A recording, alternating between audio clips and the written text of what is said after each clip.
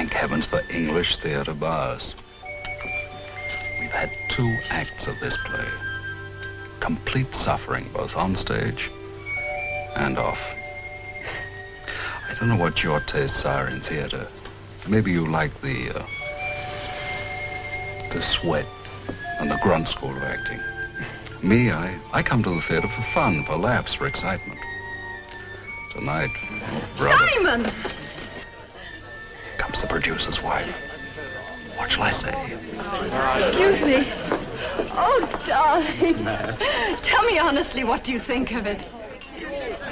Well, I can honestly say, Madge, I have never seen anything like it in my life. Or isn't it thrilling? Now, you stay right here. I want you to meet John. He's very clever. He used to be an actor once, you know. Yes. Yes, I know.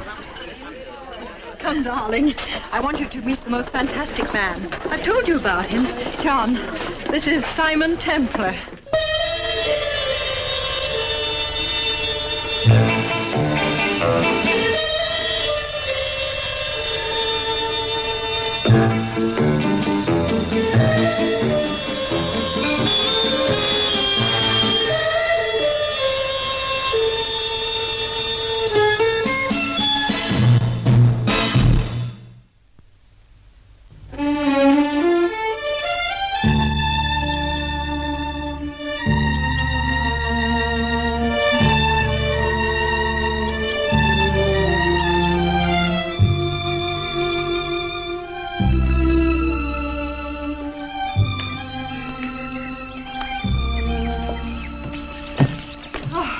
Isn't it heavenly? Yes. Darling, don't brood. What else can I do? The tasteless stupidity of the press and the public. Perfectly beautiful play, and I have to take it off in 3 days. All that money just gone. There'll be other plays. Shall we have drinks out here? All right. A bit chilly out of the sun. Let's pull it forward. All right. There you are, how's that? That's fine. You know, I'll simply have to get up to London tomorrow and try and solve our domestic problems. Running this house without any help is absolute madness. No, I like it like this. Just the 2 of us. Oh, darling, how sweet. But it's not very practical. Hey, you're cold. No, I'm fine, really. No, I'll get you a sweater. Thank you.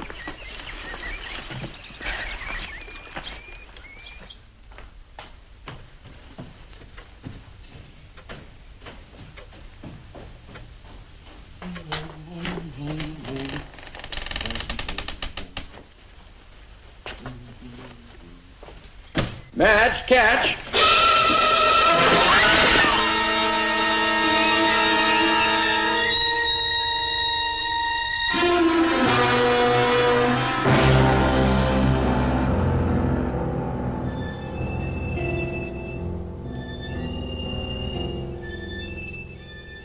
You're doing splendidly, Mrs. Claren.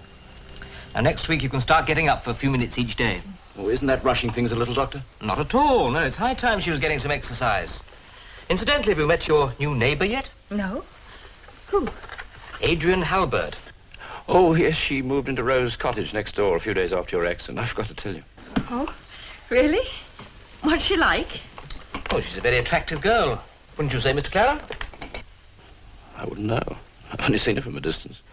Well, I'll see you soon, Mrs. Claren. Thank you, Doctor. Goodbye. Bye.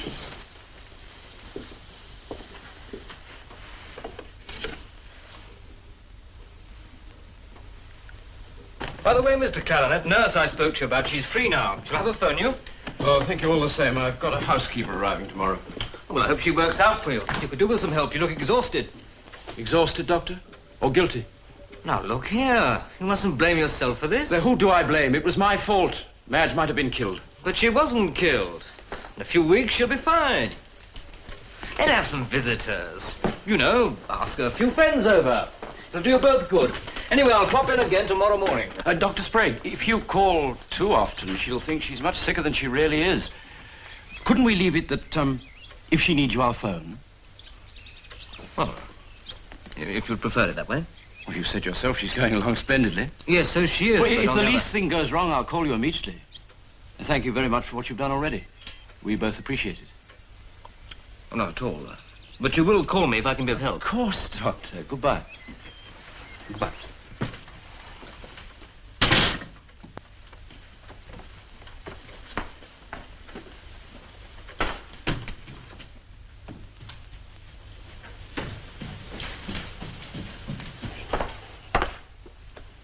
Well, Dr. Sprague says that in another 6 weeks, you'll be as fit as ever. Oh, it's the best day yet. No pain at all. I feel so terribly responsible. Oh, it was an accident. You know it and I know it. Sorry. I shouldn't have brought it up. I've got an idea. Couldn't we have Margaret and Frank in for drinks? Darling, I won't let you rush things. Dr. Sprague said no visitors for another 2 weeks. Oh, I suppose you're right. But I can have a telephone here, can't I? I phoned the post office again yesterday. And?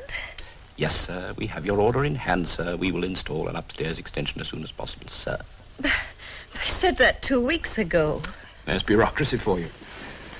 Anyway, maybe they'll come tomorrow. Is there anything particular you'd like for lunch?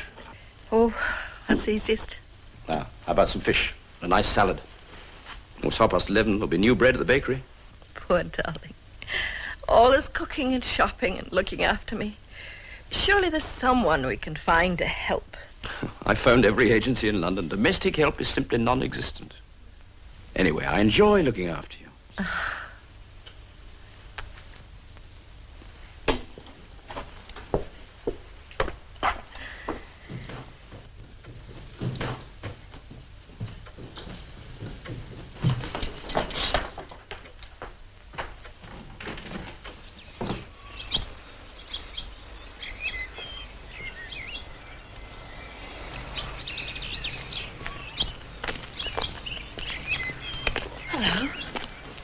Good morning, Adrian.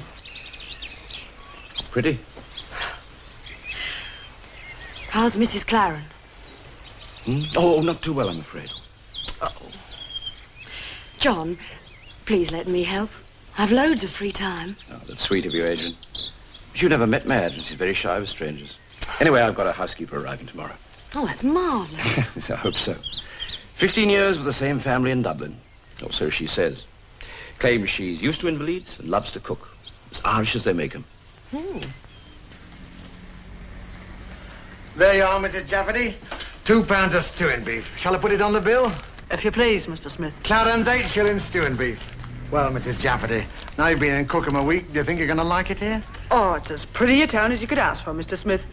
And the Clarens are such fine people. You give them my regards, won't you? Indeed I will, Mr. Smith. Oh, Mrs. Jafferty, I wonder if you'd do me a favour. I've got an order here for Miss Halbert of Rose Cottage. She lives right next door to you. My boy's out and I've promised her for lunch. I wonder if you'd just drop it off for me. Sure, and I'll be delighted, Mr. Smith. That's very good of you. You're welcome, Mr. Smith. Come on in. Thank you.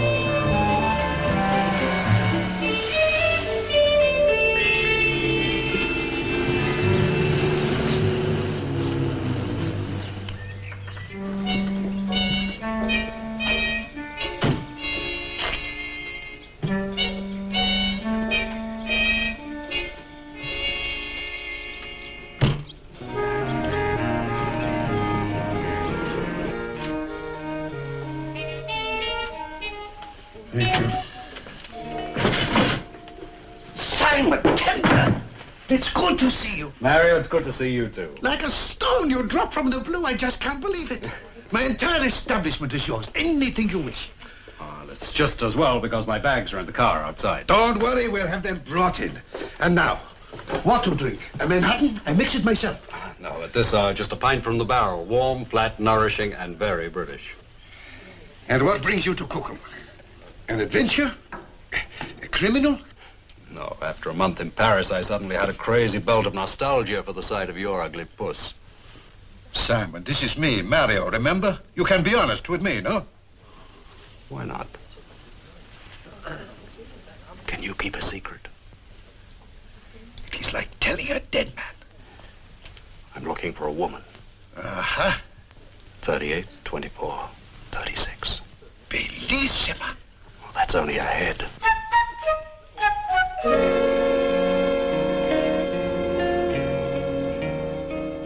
Here we are. No, it's my stewing beef. Ah, here it is at last. Thanks so much, Mrs. Jafferty. I hope it wasn't a bother. No trouble at all. A few yards out of your way on a fine day like this. Mind the eggs? Oh, yes. How's Mrs. Claren? Well as could be expected under the circumstances. I'd love to come over and see her. Oh, no, not allowed, miss. Doctor was very hard and fast about it. No visitors. Oh, well, please tell her I was asking about her, will you? Indeed I will, miss. And good day to you. Thanks again, Mrs. Jafferty. Oh, you're welcome, miss.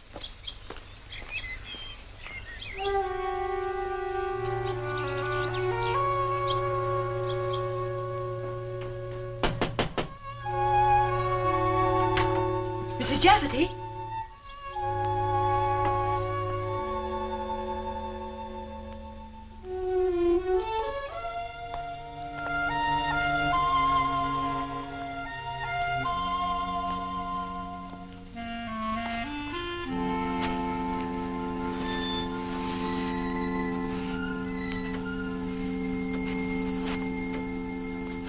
Mrs. Jafferty?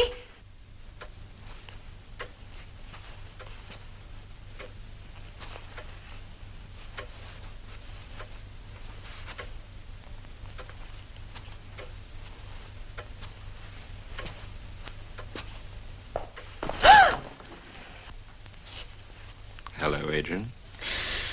You scared the life out of me. I'm sorry. Mrs. Jafferty dropped my meat off on her way home, and she forgot this. You needn't have bothered. I'm sorry to barge in like this. I did call Mrs. Jafferty, but she didn't answer. You could never barge in. John, now that I'm here, couldn't I at least say hello to Madge? Ah, that's sweet of you. I wish you could. I'm afraid Mrs. Jafferty's bathing her right now. Oh. Well, you know what housekeepers are. What they say goes. Otherwise, they go. Then where are you? Okay, then, some other time. As soon as Madge is strong enough, you'll be the first visitor she'll have. I promise. She's dying to meet you. Thanks, John. Goodbye. Goodbye.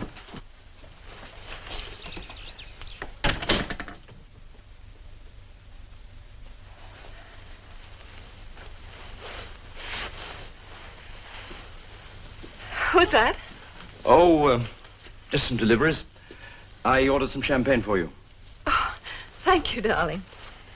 Oh, incidentally, Madge, I have a few bills to pay. I'll give you a check.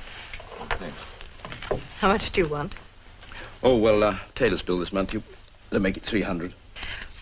Isn't that rather... What? Well, go ahead. Go ahead, Madge. Say it. You think it's too much, don't you?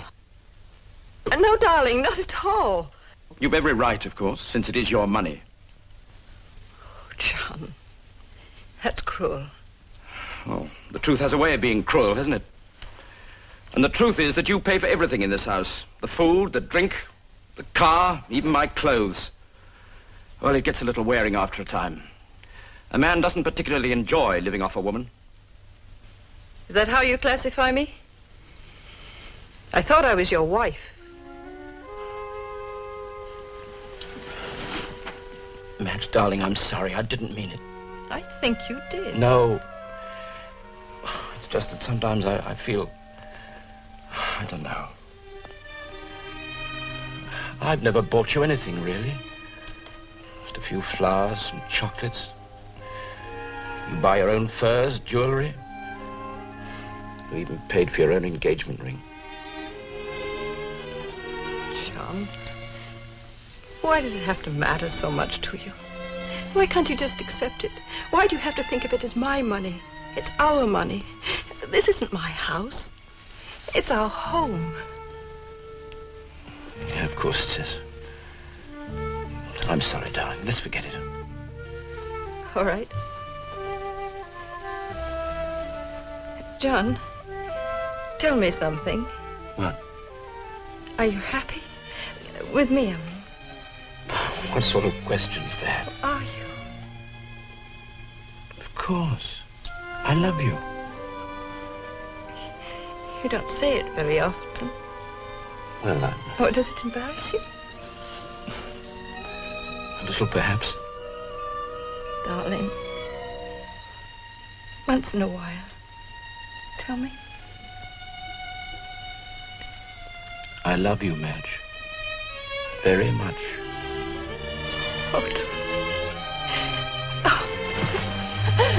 Sometimes I think if I weren't married to you, I'd die.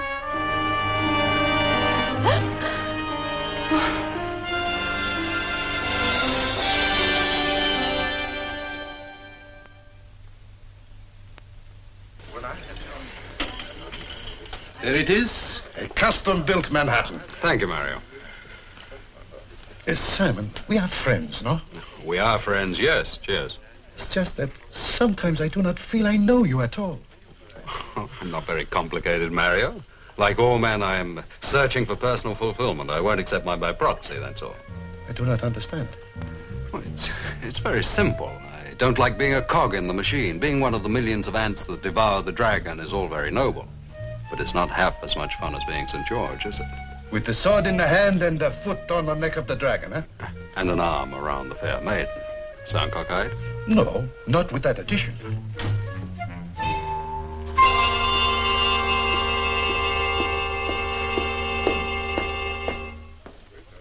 Apart from looking at the scenery, what are you doing in Cookham? And no jokes, please. What are you doing in Cookham? What do you know about a man named John Clarence? Quite recently, his wife had a serious accident. She nearly died. Well, his other wives had accidents, too. They did die. He has been married before. Twice. How about another custom build? Sure. This woman coming now is the housekeeper. Oh? What's her name? Mrs. Jafferty. Mrs. Jafferty? Yes? How is Mrs. Clarence?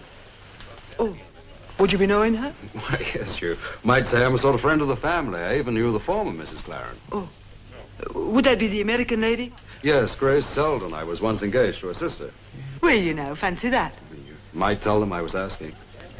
I will indeed, sir, if you'll be telling me your name. This is Mr. Simon Templar, Mrs. Jafferty. Oh, pleased to meet you indeed. Sure, I'll be telling Mr. Clarence you were asking. Goodbye, Mrs. Jafferty. Goodbye now. Simon, you are perhaps incognito. Did I do wrong to mention your name? No, of course not, Mario. Another Manhattan. Or do you feel like some dinner? Mr. Templar is having dinner with me. I am. Well, aren't you? Yes. Yes, if Mario will excuse me. Excuse you. I congratulate you. I will bring the menu. That won't be necessary, Mario. We're dining at my home. Bring us 2 Manhattans on me. The lady's spoken, Mario. You issue orders like a general. You want to argue? Not with the general as pretty as you. However, sometimes I ask questions. Sometimes I answer. What's your name? Adrian Halberd. We've met before? You don't remember? Oh, yes, of course. It was Paris in the spring. Central Park in the rain. Calgary in the Chinook. Now you're guessing. Well, how about you're a special investigator for the Majestic Insurance Company? And you're in Cookham for exactly the same reasons I am. To prevent John Clarence from murdering his third wife.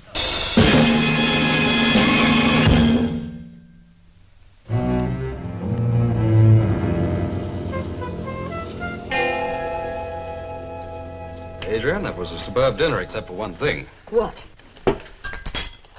You. You shattered my faith. In what? Well, in evolution. You're beautiful, you're gay, you're amusing. Oh, you're a superb cook. But you're an insurance investigator. Insurance companies found out years ago that investigators could do a lot more if they didn't look like investigators. That's true.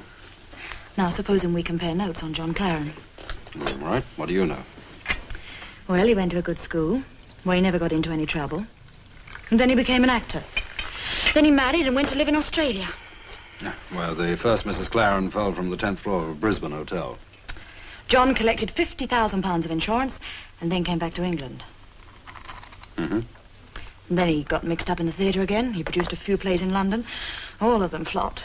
He was virtually bankrupt when he married American heiress Grace Selden. Yes, I knew her.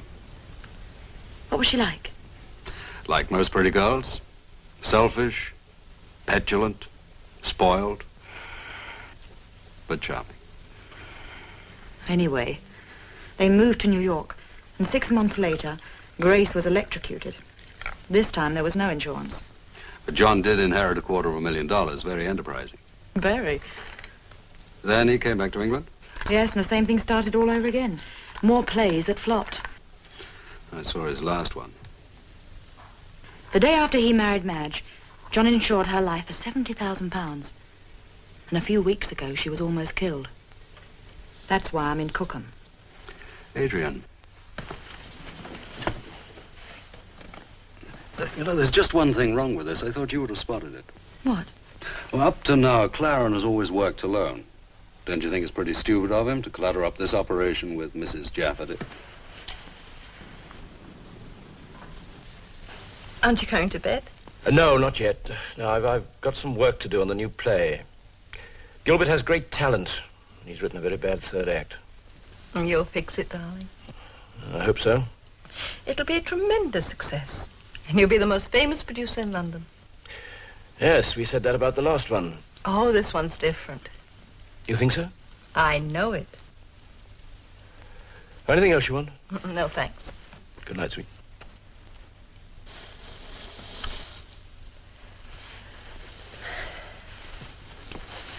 I've a hunch that Claren is doing some hard thinking tonight. Why? He'll either call the whole thing off or he'll panic and hurry things up. I don't understand. Oh, it's the predictable reaction of the ungodly. I've seen it happen 1,000 times. Claren's been at the end of a diving board for some time. Any day now, he's going to take the plunge. What on earth are you talking about? Well, I told Mrs. Jafferty that I was once engaged to Grace Claren's sister. I still don't understand. Grace Claren never had a sister.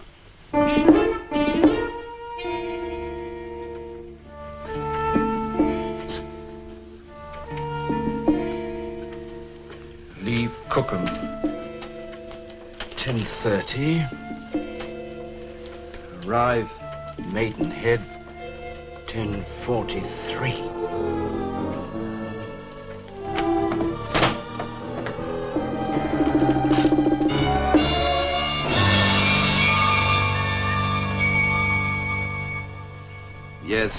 Yes, I know. But look, Gilbert, dear boy, yours is not a play of action. It's a detailed study of an environment. Yes. Anyway, I think I've licked our problem in the third act, and I'd like to talk to you. Can you have dinner tonight at my club? Right, shall we say 7 o'clock? Fine. I'll look forward to seeing you. Right, goodbye.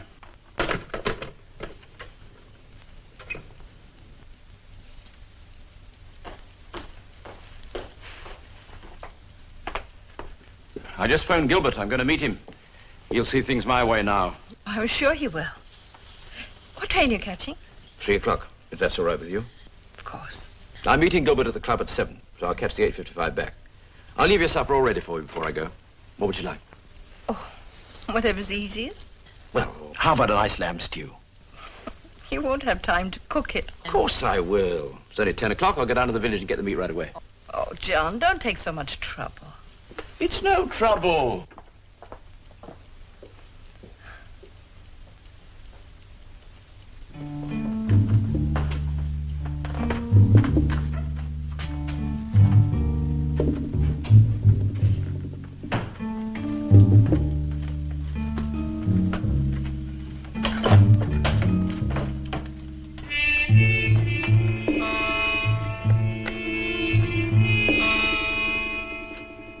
I'll be back in about 45 minutes, dear. All right, dear.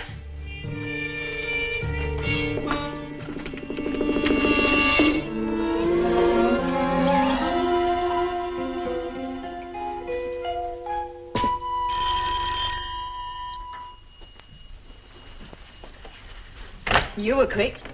Oh, won't you come in? Thank you, Adrian. Would you like a cup of coffee? No, thanks. Afraid I haven't got the time. I've got to catch the 10:30 train to London. How's Madge? Oh, she's better today. That's why I came round. This is the first time I've left Mrs. Jafferty alone with her, so I took the liberty of telling her that if she needed anything to call on you. Okay, I'll pop over after breakfast. No, I wouldn't do that. She's very independent. No, just leave them alone together unless Mrs. Jafferty telephones. Okay. Thank you, Adrian. I'm very grateful. Well, I haven't really done anything yet. Oh, Oh, you two have met, haven't you? yes. Hello, Claren. How are you? Fine. Well, I must fly. Am I interrupting something? No. Just I've got to catch the 10:30 train to London. Well, let me drop you at the station. Sure it's not too much trouble? No trouble at all. Keep the coffee hot. Goodbye, Adrian. Thank you. Goodbye.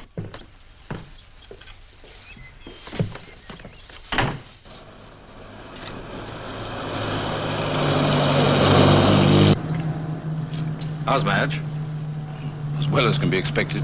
Well, when can I come over and see her? What are you doing in Cookham? Playing golf. Seeing Adrian. When can I come over and see Madge? Unfortunately, she's not allowed visitors. Yes, I sort of gathered that from your housekeeper. Could you know her? Yes, I met her last night in the pub, didn't she tell you? Oh, she's a great talker. I don't listen to half of it.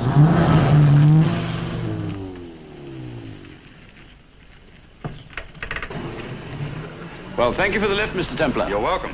Going to stay in town all day? No, I'm catching the 8:55 back. Have fun. Thank you. Good morning. Good morning, sir. Thank you. Oh, by the way, I suppose you wouldn't know what platform at Paddington the 8:55 leaves from this evening? Blimey, sir, I wouldn't have the foggiest idea. No, I suppose not. Afraid it was rather a silly question. That's all right, sir. We all ask him from time to time.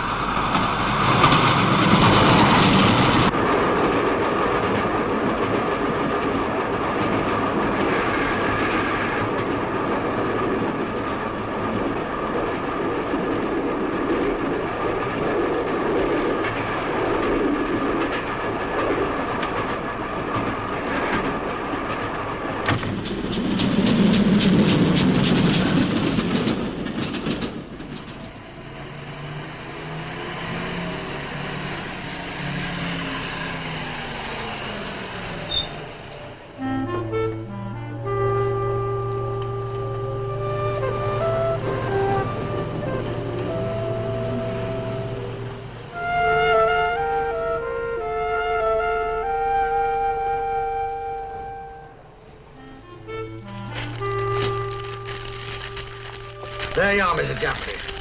£1 of stew in that. You sure that'll be enough for 3 people? Oh, it's only for me and Mrs. Claren. Himself's gone up to London. Good day to you, Mr. Smith. Good day, Mrs. Jafferty.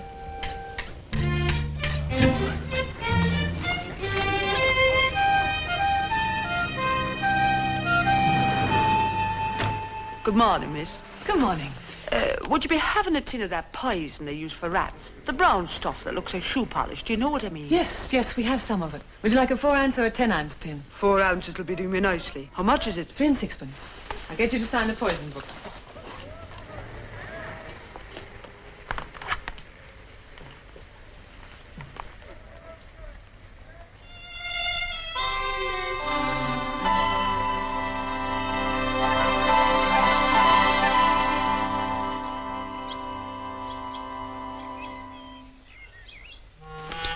That's odd. What is? Mrs. Jafferty just went in. Oh, I swear I didn't see her go out. She probably went out when you were driving John to the station. Probably. You know what's even more peculiar? What? Well, knowing Mrs. Jafferty, I just can't believe she didn't tell John what I said about being engaged to Grace's sister. The Irish are so unpredictable. But women aren't.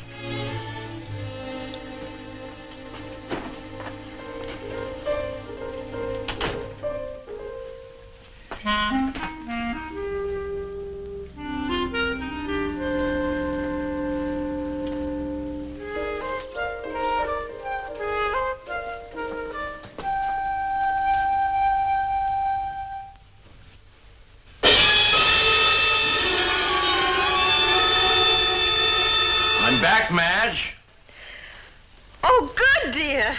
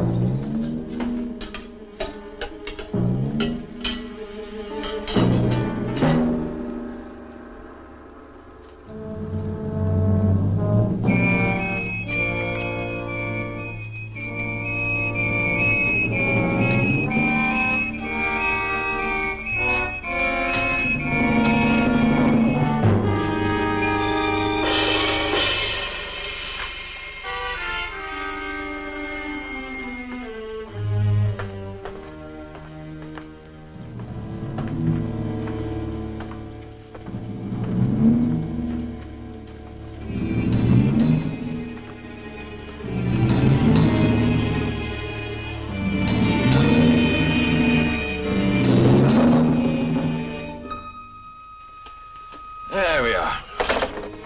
You didn't really make me a stew, did you? Of course I did. Now, all you got to do is light this at 6:45, and it'll be piping hot by 7. Now, let's see. Magazines, television. What about cigarettes? Oh, got plenty. Anything else you want? Only for you to hurry back. Bye, Madge. Have a good day, dear. I will. Goodbye, darling. Goodbye.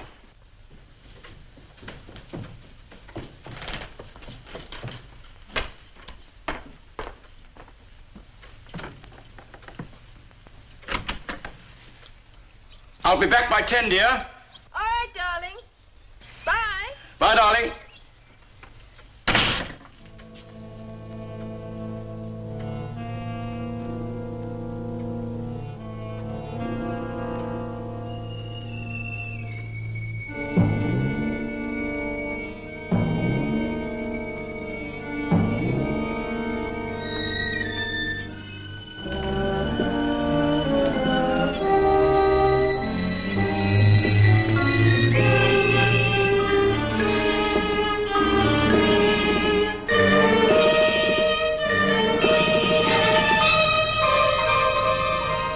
Time for the 3 o'clock. You're in 2 minutes, ma'am.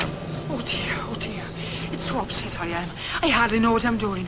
It's my sister, you see. She's been taken ill and not a soul to look after her. Oh, dear. Oh, is this This side, madam, yes.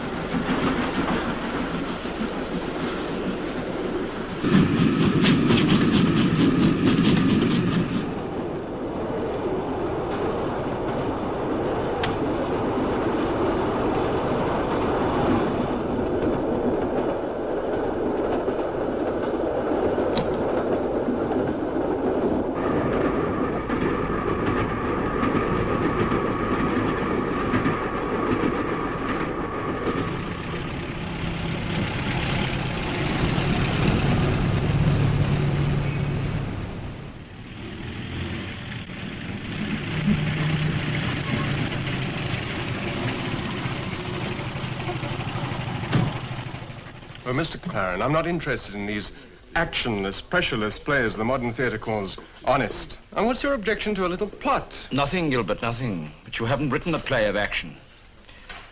What do you make the time? 6:45. Go on, Gilbert, you were saying.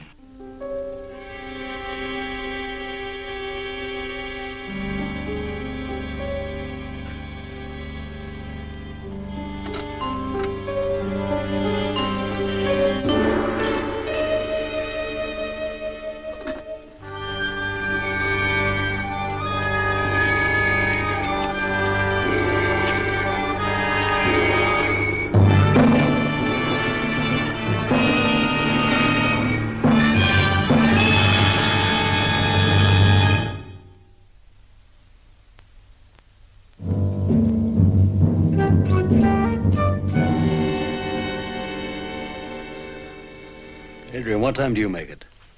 10 to 7. There's something wrong. Something very wrong. Nothing possibly can happen to Madge with John in London. No, the fact remains that Mrs. Jafferty went out at 2:30 and still isn't back. Madge has been alone in that house for 4 hours. What do you think we ought to do? I think I'll pay the Claren ménage a little visit. Shall I come with you? No, I'll be back in 10 minutes. Don't worry.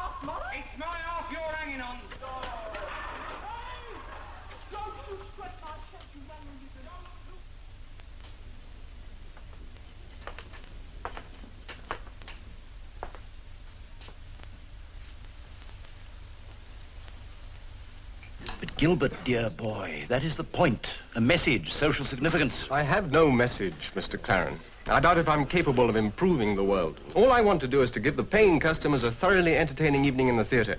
And if you take that attitude, you might produce a success occasionally instead of a series of dismal flops.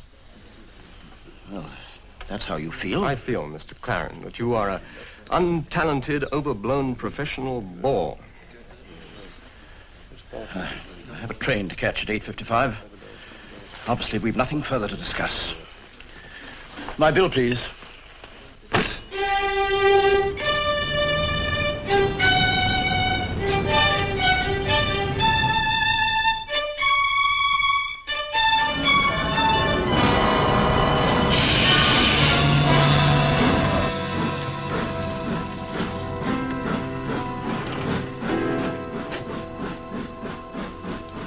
Why, Dr. Sprague, what a pleasant surprise. Hello, Mr. Claren. Hello. Your prognosis turned out to be 100% correct. Madge is doing splendidly.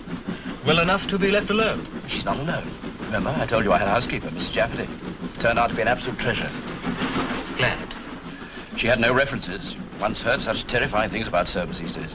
Still, I had to have someone, didn't I?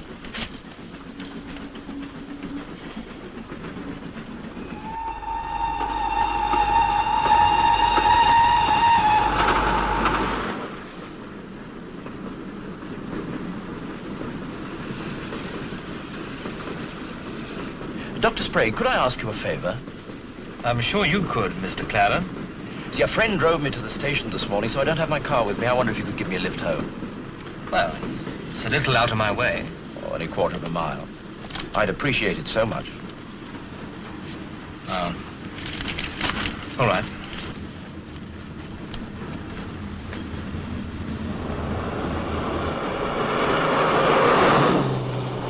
Then he became absolutely insulting. I don't understand writers. I swear I never will. Complete egocentrics, every one of them. Never think of anybody but themselves. Oh, is this me already? Oh, thank you, Doctor.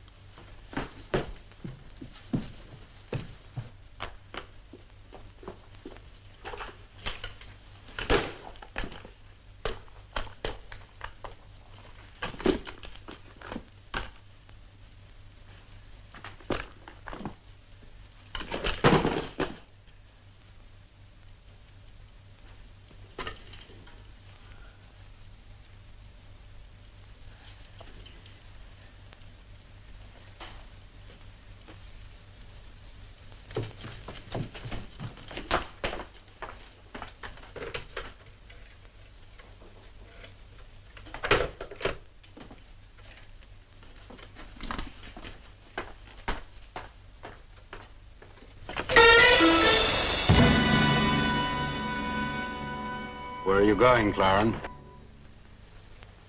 Back to Brisbane? Or New York to Grace's apartment on Park Avenue?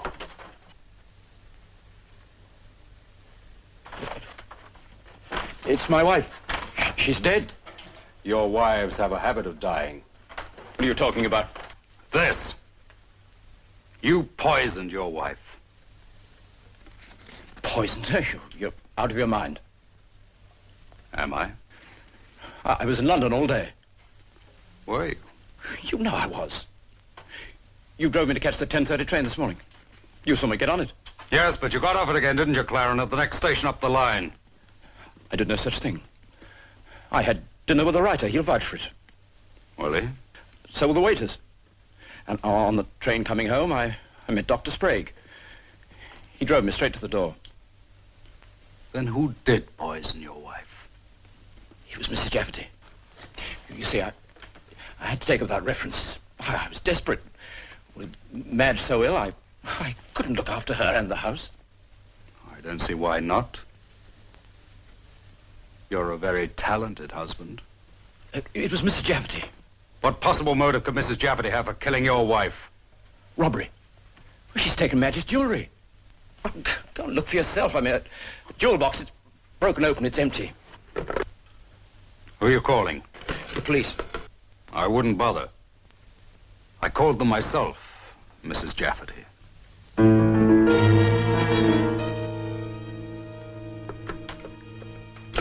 What did you call me?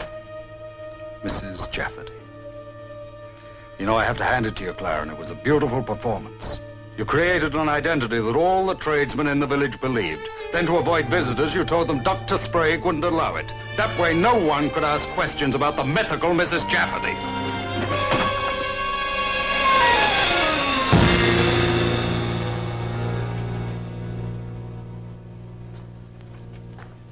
Templar, we can work this out. Can we? Yeah. There's a £70,000 insurance policy on Madge's life. I'll collect it in a month. 6 weeks at the most. I'll give you half. £35,000. All right, I'll make it 40. And all the jewelry here, take it. I'm not interested in the jewelry or the money. All I want to see is you get what's coming to you, Claren. How about the first Mrs. Claren, the one that fell from the hotel window? You pushed her. Yes. And Grace Selden in New York. Yes. And now Madge. Yes, yes. Adrian? Did you get that? Every word.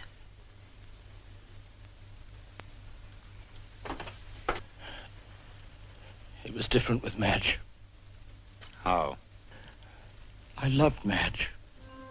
I didn't love the others, but I did love Madge. You know, John, I believe you did.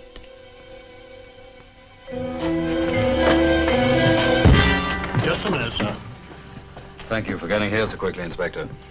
You probably didn't hear too much of that, but Miss Halbert has a verbatim transcript. John, why? What did I do wrong?